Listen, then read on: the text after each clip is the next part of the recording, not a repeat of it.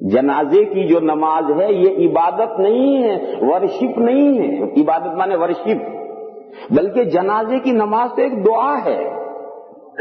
جنازے کی نماز میں کیا ہوتا ہے؟ پہلی تکبیر کے بعد ہم ثنا پڑھتے ہیں، دوسری تکبیر کے بعد حضور پر درود بھیجتے ہیں۔ یہ دعا کے آداب ہیں کہ دعا مانگنی ہو تو پہلے اللہ کی تعریف کرو، اللہ کی تعریف کر کے پھر حضور پر درود بھیجو۔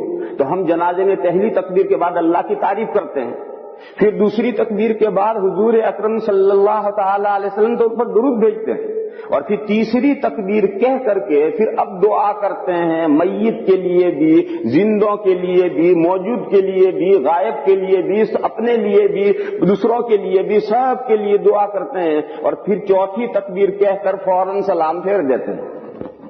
جنازے کی نماز یہی تو ہے، اس میں کہیں عبادت یعنی ورشپ، عبادت اور ورشپ کا پہلو نہیں ہے، یہ تو اس میت کے لیے دعا ہے۔ تو جب جنازے کی نماز پڑھ لی اور دعا مانگ لی تو اب سلام پھیر کر کے پھر سب دعا کر رہے ہیں، تو دعا کے بعد دعا کیسی؟ یہ بھی ایک جھگڑا ہندوستان پاکستان میں بہت چلتا ہے، یہ بھی ہندوستان پاکستان میں ایک جھگڑا بہت چلتا ہے کہ جنازے کی نماز کے بعد دعا مانگنی چاہیے یا نہیں مانگنی چاہیے۔ اس جھگڑے کو یہ میں سمجھا رہا آپ حضرات کو کہ ایک جماعت یہ کہتی ہے کہ بھئی جنازے کی نماز تو ساری دعا ہی ہے، پھر اس دعا کے بعد دوسری دعا کا کیا مطلب؟ اس لیے وہ یہ کہتے ہیں کہ جنازے کی نماز کے بعد دعا نہیں ہے، اس لیے کہ جنازے کی نماز تو خود دعا ہے، اور پھر دعا کے بعد دوسری دعا کیا ہے؟ ایک دوسری جماعت یہ کہتی ہے کہ جنازے کی نماز ٹھیک ہے، دعا ہے، مگر ہم سمجھے کہاں اس دعا کو؟ جنازے کی نماز جو دعا ہے اس دعا کو ہم سمجھے کہاں؟ لہذا وہ تو دعا مانگنا نہ مانگنا برابر ہو گیا، لہذا سلام کے بعد پھر دعا مانگو۔